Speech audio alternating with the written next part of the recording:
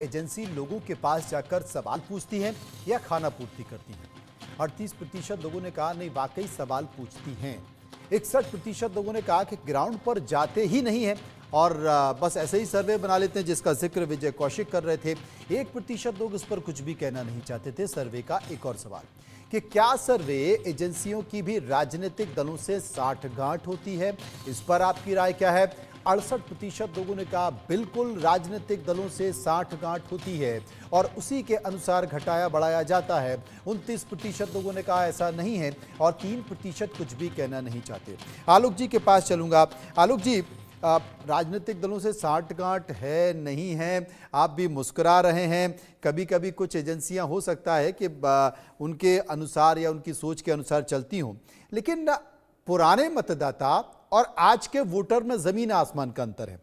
पुराने समय में बिजली, पानी, सड़क और कुछ स्थानीय समस्याओं पर चुनाव खत्म हो जाता था, भ्रष्टाचार जैसे मुद्दों पर चुनाव खत्म हो जाता था। लेकिन आज मतदाता कुछ दिन पहले और सोच रहा होता है, कुछ दिन बाद और सोच रहा होता है, जब वो घर से निकल रहा होता है तो कुछ और सोच रहा होता है, और ईवीएम का बटन वो दबा रहा होता है तो कुछ और सोच के बटन दबा देता है।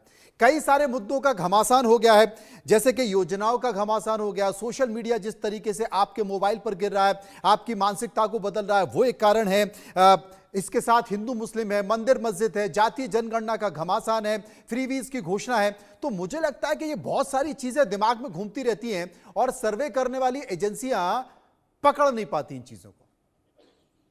देखिए मनोज जी, ये आपने ठीक कहा, लेकिन हाँ, मुझे इस बात से जरूर दुख होता है, क्योंकि मैं मानता हूं कि कुछ सर्वे कंपनियां अच्छा भी करती है। मैं खुद, जैसा मैंने कहा, मैं आलोचक भी रहा हूं।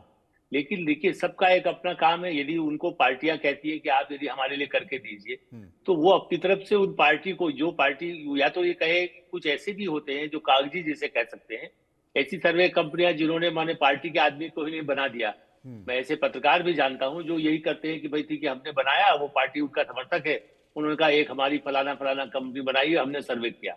तो ऐसे कुछ अपवाद हो सकते हैं, लेकिन कुछ हमारी अंतर्राष्ट्रीय एजेंसियां रही है भारत में भी, क्योंकि इसीलिए मैंने कहा कि मैं उस पर विश्वास करूंगा, आप या हम ना करें, जी। लेकिन वो अपनी तरफ से, जैसे उनको असल में हर सैंपल पर, क्योंकि दर्शकों के लिए बताना जरूरी है, हर सैंपल पर कितना खर्च कोई कंपनी कितना खर्च करना चाहती है, उसमें यदि, जैसा अभी अपने जितने मेहमान हैं वो भी कह रहे हैं कि कितने लोगों से बात हो सकती है, तो होता क्या है कि आप अभी तो वो 1 लाख पर उन्होंने कहा कि 3,000, मेरा तो मानना है कि वो 30 से बात करते हैं, क्योंकि उतना उनको उतना पैसा नहीं मिलता, उतने लोग भेजे हर जगह।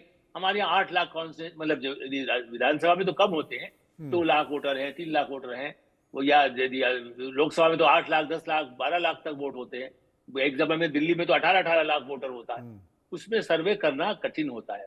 लेकिन मैं ये नहीं मानता कि सब सर्वे कंपनियां ऐसे ही कागज पर, वो जो हमारे मित्र कह रहे हैं वो गलत हुआ है। एक या दो ऐसा है कि सारी बिकाऊ है, मीडिया ही बिकाऊ है, ये जो concept Rahul Gandhi and company करती है, मतलब इनके लिए नहीं कह रहा हूँ, कौशिक जी बड़े समझदार, मैं उनको बहुत पहले से जानता हूँ। मेरा मतलब है कि कोई भी पार्टी है, दूसरी पार्टी बीजेपी भी बना करती थी, बीजेपी ने चैलेंज किया था, कई तो चुनाव को चैलेंज करते थे एक समय में। तो ये सही है कि चैलेंज करे, लेकिन कई लोग कोशिश करते हैं सैंपल सर्वे पर, और भारत में, अभी फिर से कहूंगा, जी। ये संभव ही नहीं है कि आप इतना बड़ा सर्वे कर सके, क्योंकि भारत में, जैसा कहा हमारे मित्रों ने भी, कि परिवार में अलग अलग राय है। मेरी पत्नी अलग राय दे सकती है, मेरे भाई, मेरे बच्चे मेरे अलग राय से वोट डालते हैं। जी।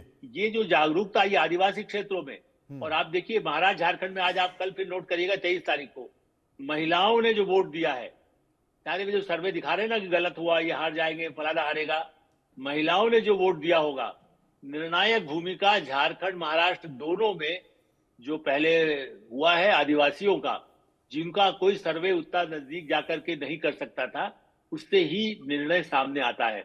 इसलिए इस तरह के पोल सही होते हैं, लेकिन उन तक पहुंचना सब तक कठिन होता है। उन तक पहुंचना कठिन होता है वाकई। इस बीच शाहनवाज हुसैन बीजेपी के नेता हैं, काफी दिनों बाद दिखाई दिए हैं, वो क्या कहते हैं इस मसले पर, एक बार सुन लेते हैं। ये जिस तरह देश का चुनाव जीता, हरियाणा का चुनाव जीता, महाराष्ट्र की जनता अपार बहुमत से महायुति की सरकार बना रही है, और झारखंड में बदलाव हो रहा है। झारखंड में भारतीय जनता पार्टी के गठबंधन की एनडीए की सरकार बनने जा रही है। तो ये स्पष्ट हो गया कि लोकसभा के चुनाव में महाराष्ट्र में, झारखंड में, सब जगह जाकर संविधान की दुहाई दे रहे थे राहुल गांधी, भ्रम पैदा कर रहे थे। सब भ्रम दूर हो गया। आएगी एनडीए, जीतेगी एनडीए, सरकार बनाएगी एनडीए। महाराष्ट्र में महायुति की सरकार बनेगी और झारखंड में एनडीए की, बीजेपी के नेतृत्व में सरकार बनेगी। मनोज कुमार सिंह, मनोवैज्ञानिक, इस वक्त हमारे साथ जुड़ गए हैं। मनोज जी, तमाम जो एजेंसियां हैं जो सर्वे कराती हैं, बहुत करीब और बारीकी से आपने उनको समझा है। आप क्या मानते हैं, क्या जिस तरीके से अब सटीक अनुमान नहीं आ रहे, हाल के कुछ सालों को अगर देख लिया जाए तो कुछ एजेंसियों को छोड़ के बाकी की एजेंसियां कहीं ना कहीं पकड़ नहीं पा रही, तो क्या मतदाताओं की सोच बदल गई है? या मतदाता जब कुछ दिन पहले कुछ और सोचता है, उसके बाद कुछ और सोचता है, उसके बाद जब घर से निकलता है तो कुछ और सोचता है, और ईवीएम का बटन दबाता है तो कुछ और सोचता है, और इस बीच काफ़ी समय हो जाता है ओपिनियन पोल में और इन तमाम चीज़ों में। आप क्या मानते हैं कि सटीक अनुमान क्यों नहीं निकल पा रहे? देखिए, सटीक अनुमान की बात जहां तक आप कर रहे हैं तो मैं बता दूं कि ये सारे विवाद पैदा तब हुआ है जब 400 पार का नारा हुआ और एजेंसियों ने 400 पार की बातें कहा कि बीजेपी 400 पार की या एनडीए 400 पार की हो जाएंगे। उसके बाद लोगों ने हरियाणा का एकदम उल्टा रिजल्ट आया तो लोगों को लगा कि ये जितनी एजेंसियां हैं कहीं ना कहीं फॉल्स कर रही हैं या किसी को मदद पहुंचा रही है, और उसको पॉलिटिकल पार्टी में मैं कहूंगा कि जो विपक्ष में थी उसको काफी मुद्दा बनाया। पहले मुद्दा ये बनाया इन्होंने कि हम उसको सपोर्ट करते हैं, और इसके बाद उन्होंने मुद्दा ये बनाया कि ये देखिए ये सारी एजेंसियां उनको फायदा पहुंचाने के लिए सर्वे कर रही थी, इनका सर्वे फील्ड में नहीं होता है, इस तरह के है, और इस तरह के सारे आरोप लगाए।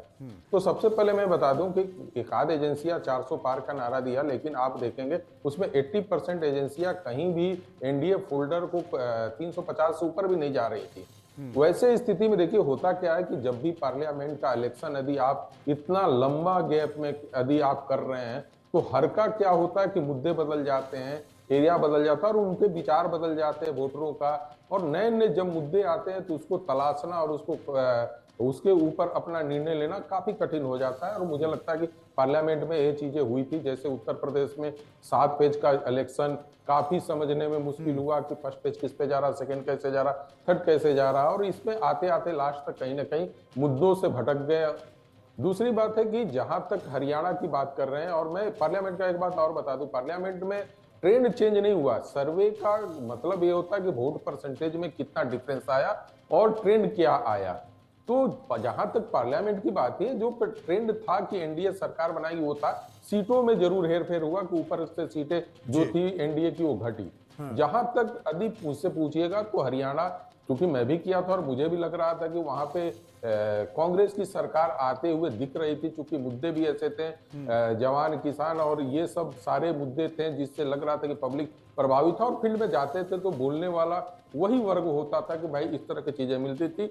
आंकड़ों में गलती हुई है, और मैं आज भी मैं चूंकि सर्वे करता हूं तो मैं इस चीज को स्वीकार भी करता हूं कि कहीं ना कहीं हरियाणा में हम चुके हैं, लेकिन साथ में हम जम्मू कश्मीर किए तो वहां पे हमारी चूक नहीं हुई थी। रही बात की अभी जो 2 चुनाव हुए हैं और आपको उसके ऊपर है कि जिस तरह से झारखंड अभी आपके पैनल पे बोल रहे थे कि भाई महिलाएं जिस तरीके से बढ़ चढ़कर हिस्सा ले रही है चुनाव में, और उनका वोट जो होता है काफी अहम रहता है, और इस बार झारखंड में महिलाएं बढ़, तो देखिए झारखंड में क्या है कि पुरुष मतदाता से आज के डेट में महिला मतदाता काफी है, और आप कभी भी इतिहास झारखंड का उठाइएगा तो वहां पे महिलाओं ने पुरुषों की अपेक्षा हमेशा बढ़ चढ़कर हिस्सा लिया है।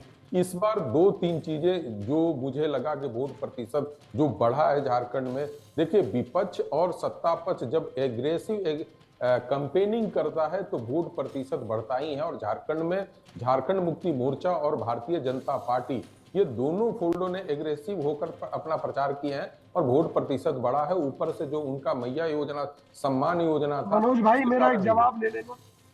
जी बता दीजिए, बोल दीजिए मनोज भाई, बोल दीजिए। मनोज भाई, सच्चाई ये है जी। कि किसी का भी सर्वे पूर्ण नहीं हो सकता। उसका कारण ये है, जब ज्यादा मतदान होता है तो ये कहा जाता है कि सत्ता पक्ष के खिलाफ हुआ है, और जब कम मतदान होता है तो उसके लिए भी कहा जाता है कि जो सत्ताधारी दल है वो अपने वोटर्स को बाहर निकाल कर नहीं लेकर आ पाया, इसलिए कम मतदान हुआ है। इसलिए सर्वे जितने भी होते हैं, आलोक जी ने बिल्कुल न्यूट्रल बातें कही, अच्छी बातें कही, मैं उनका आदर करता हूँ। वहीं आप शाहनवाज जी का भाई का भाषण सुनेंगे तो आपको लगेगा हर तरफ बीजेपी ही बीजेपी आ रही है, जबकि ऐसा नहीं है। सच्चाई जनता को पता है और जनता अपना जो जनादेश देगी वो स्वीकार होगा। लेकिन इस तरह के सर्वे पर अब धीरे धीरे धीरे धीरे वही जैसे, क्योंकि बाद में अब थोड़ी देर बाद ये मत कह देना कि सच्चाई ईवीएम को भी बताई पता है लेकिन ईवीएम बता नहीं रही है। थी। वो ईवीएम ये तो है सच्चाई। देखो फिर EVM आप को आ गए पता ना, है कि उसमें किसने- दुखती हुई रख नहीं, पे सुनिए, मैंने आपकी उसमें- दुखती हुई रख उसमें पर हाथ किसने रख गड़बड़ दिया, कर आप रखी है? तुरंत पलट गए। उसमें विजय किसने भाई गड़बड़ कर रखी है हाँ ये ईवीएम को भी मालूम है। जी, देखिए, संजय ठाकुर जब मेरे भी- साथ देखिए, मौजूद है। संजय जी, कांग्रेस सरकार के समय में ईवीएम का चलन शुरू हुआ था, इसलिए हमारी पार्टी को मालूम उनका है ऐसा है क्या कि गड़बड़ हो ये सकती चिट है भी क्या मेरी नहीं। पट भी मेरी नहीं हो सकता। हाँ जब आप कहीं चुनाव जीते तो ईवीएम ठीक है और चुनाव हार जाए तो ईवीएम गड़बड़ है, ये दोहरी ना, हम बातें तब भी नहीं कहते, देश के लोकतंत्र में हम तब कोशिश भी नहीं कहते नहीं कि EVM चलेगी। ठीक है। बड़ी सच्चाई की बातें हैं, हम ईमानदारी जीतते की हैं, हम बातें। तब भी नहीं मुझे नहीं कहते कि पता EVM जीती कि है। महाराष्ट्र और झारखंड के चुनाव में आपने कितना कैंपेन किया है, लेकिन मैं तो वस्तु स्थिति की बात कर रहा हूं। मैं ग्राउंड पे था, जो मैं देखा हूं मैंने उसकी बात कही है आपको।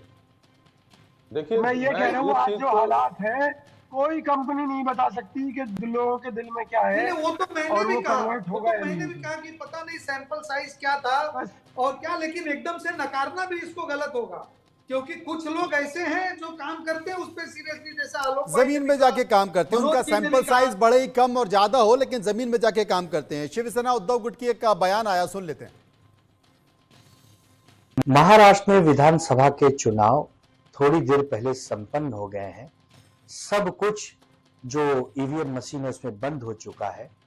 अब बहुत सारे अलग अलग संस्थाओं के एग्जिट पोल आने शुरू हो गए। कुछ एग्जिट पोल महाविकास आघाड़ी के पक्ष में बात कर रहे हैं, कुछ एग्जिट पोल महायुति के पक्ष में बात कर रहे हैं। देखिए, एग्जिट पोल पे हम कोई प्रश्न चिन्ह नहीं खड़ा करना चाहते, बड़ी मेहनत से आप लोग एग्जिट पोल निकालते हो, लेकिन हमने ये भी देखा है कि हरियाणा में एग्जिट पोल आया था कि कांग्रेस पार्टी की पूर्ण बहुमत की सरकार बन रही, वहां बीजेपी बन गई। आपने देखा होगा कि मध्य प्रदेश में, छत्तीसगढ़ में हर जगह एग्जिट पोल कह रही थी कि कांग्रेस पार्टी की वापसी हो रही है, लेकिन हर जगह वहां पर बीजेपी आ गई। तो आपने देखा कि लोकसभा के चुनाव में कोई कह रहा था 300 पार, 400 पार, 350 बीजेपी आएगी और बीजेपी 240 पे रुक गई। तो एग्जिट पोल पर कितना विश्वास करना है, नहीं करना है, तो जनता के विवेक बुद्धि पर हम छोड़ते हैं। लेकिन महाराष्ट्र में एक बात तय हो चुका है कि महाविकास आघाड़ी की पूर्ण बहुमत की सरकार आ रही है। गठबंधन कहता है कि महायुति कहती है कि उनकी सरकार आ रही है और महाविकास आघाड़ी कह रहा है कि उनके गठबंधन की सरकार आ रही है। बहुत ज़्यादा समय नहीं बचा है, सब कुछ साफ हो जाएगा आने वाले समय में। सभी का शुक्रिया करूंगा जो इस चर्चा में मेरे साथ मौजूद रहे। आगे बढ़ते हैं और बात कर लेते हैं क्रिकेट की। जी हाँ, क्रिकेट भी गावस्कर ट्रॉफी की।